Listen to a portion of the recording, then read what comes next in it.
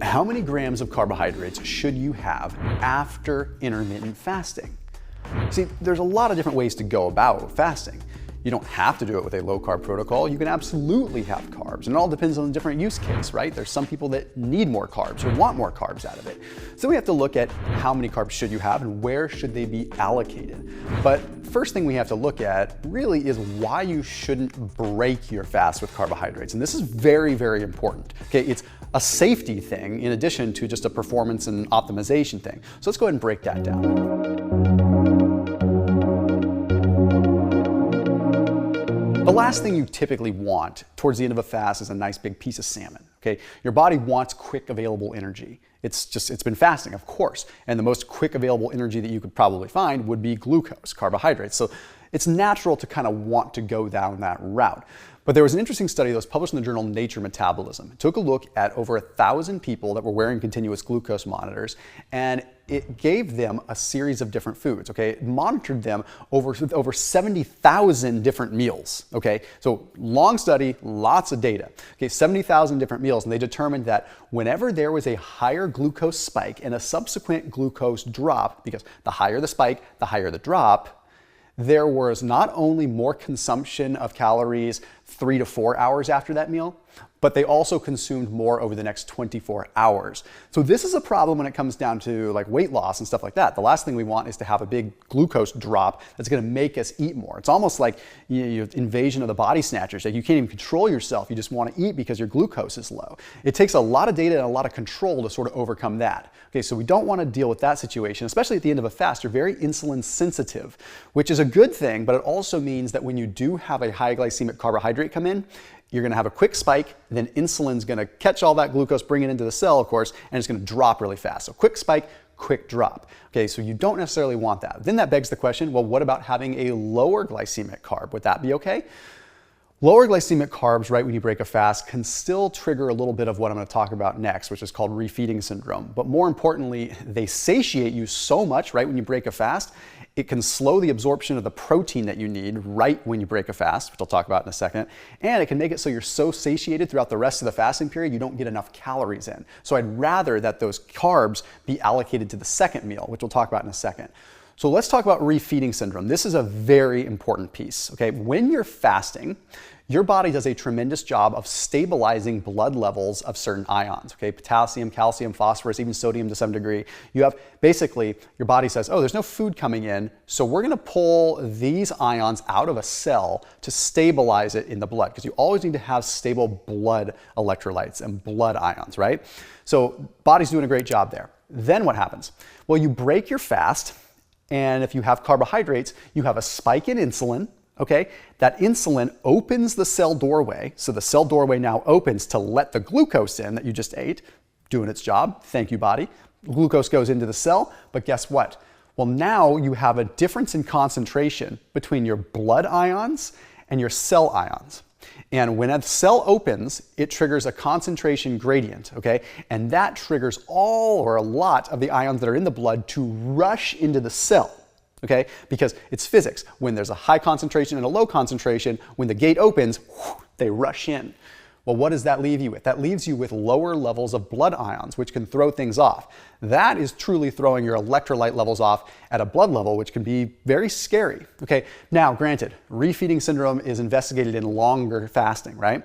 But when you're looking at performance optimization and getting down to the granular, even with a shorter fast, if your levels of ions drop, then you find yourself in a situation where maybe you're not feeling as good, or maybe you're not able to be your best self or make good decisions, because it has to do with nerve firing and so many different things. So this disturbed ion concentration is something we don't want. So why even mess with it, okay? So I've said it a bunch of times, and you can skip over this part if you want to, but I think it's really darn important. Whether you are low carb, high carb, paleo, whatever, break your fast with lean protein first, okay? That's the first thing to come in.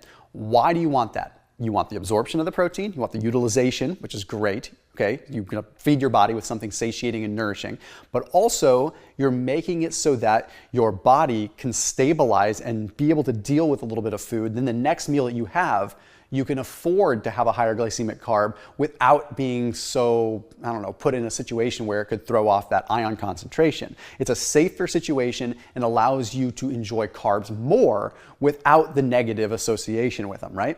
So for breaking your fast, things like that, I will go ahead and say today's video sponsor is Thrive Market. I put a link down below. They have a bunch of different things that you could break a fast with, ranging from like chopsticks, ranging from all kinds of different turkey sticks and things like that, lean tuna, different kinds of options that you could have to break a fast. Makes it super convenient, super awesome. Plus they have collagen proteins, pea proteins, if you're just looking for like an on-the-go type of protein, but they also have a bunch of other stuff, right? It's an online membership-based grocery store, so you can probably get whatever you're looking for in the world of keto, in the world of fasting, in the world of paleo. Just do a simple search. You can filter by diet type, and then your groceries are delivered right to your doorstep. Super easy in a couple of days. It's just, I don't know, it makes life so much easier when it comes down to shopping and convenience and not having to go to the grocery store.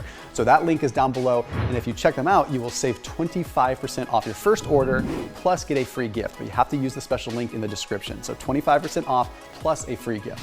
So after you've broken your fast with lean protein, then an hour, hour and a half later, that's when you want to have your carbohydrates. Okay, now during your eating period, I would recommend that you have between 2 to 3 grams of carbohydrates per kilogram of body weight. Okay, that looks typically about like, I don't know, 0.8, 0.9 to 1.5 grams per pound. Okay, so let's just say roughly 1 gram per pound of body weight. Now, if you're someone that is 250 plus pounds, I would wean that down. I would bring that down to maybe a half to 0.75 grams if you're having carbs. Okay, it may sound like a lot, but the bottom line is that your body can probably deal with that, especially if you're active. But again, you can work down from that number. I would say that's the upper limit, right? That's not exactly what I would prescribe. That's what I'm saying is the tolerable sort of upper level there.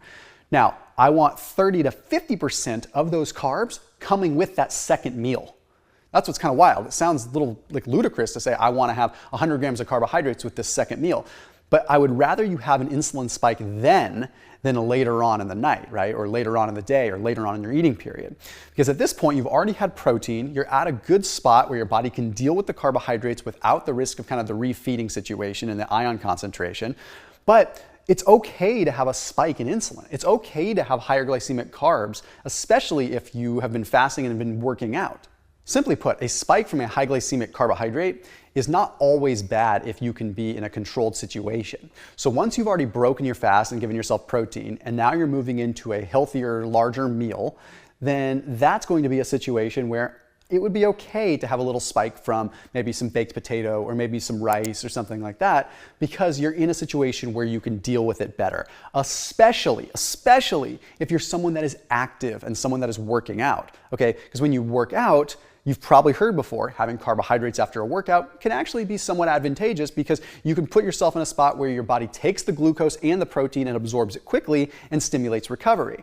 So if you're working out towards the end of your fast, then you can definitely play around with having higher glycemic carbohydrates. The simple rule of thumb is, 1 to 1.5 grams per pound of body weight with about 50% allocated to that second meal. The first meal, forget it. Don't even think of it as an actual meal. Think of it as this is my break fast strategy. And your second meal is really kind of your first meal, if you want to call it that. Then the way that you want to kind of dictate how your carbs go the rest of the day, that's when you have much more of the lower glycemic carbohydrates. That's when you can start adding maybe, I don't know, the oatmeal or maybe the things that break down a little slower. I don't want those with the second meal quite as much, unless, again, you're doing for satiety or anything like that, because that's your opportunity to have something higher glycemic. I'm not saying you go overboard and have a pixie stick, but if you wanted to have some rice or something like that, then next up, then maybe you start adding in again, like the grains, the oatmeal, things like that, and have the rest taper off throughout the rest of the day. It's also a good time after that second meal to play around with certain fruits that you may want to have. And the fruits you want to aim for fruits that are higher in fructose and lower in glucose in this particular case, but not have more than, say, 30 grams of carbs coming from fruit. So some low fructose fruits that you can have things like guava are really good, apples really good, cherries are really good, all kinds of berries, strawberries, raspberries, blueberries, blackberries, those are really good low glucose, higher fructose fruits. And don't get me wrong, we don't want to overdo fructose because it can go through what's called de novo lipogenesis and it can trigger more fat storage. But again, if you have like 30, 40 grams of it, you're going to be fine. And they're so low glycemic because fructose does not affect insulin. It does not affect our glucose the same way. You end up in a better situation. So add the fruit kind of later on. In fact, it makes for a great dessert, right? If you wanted to have some dessert, have 25 grams of fruit or something if you're eating carbs.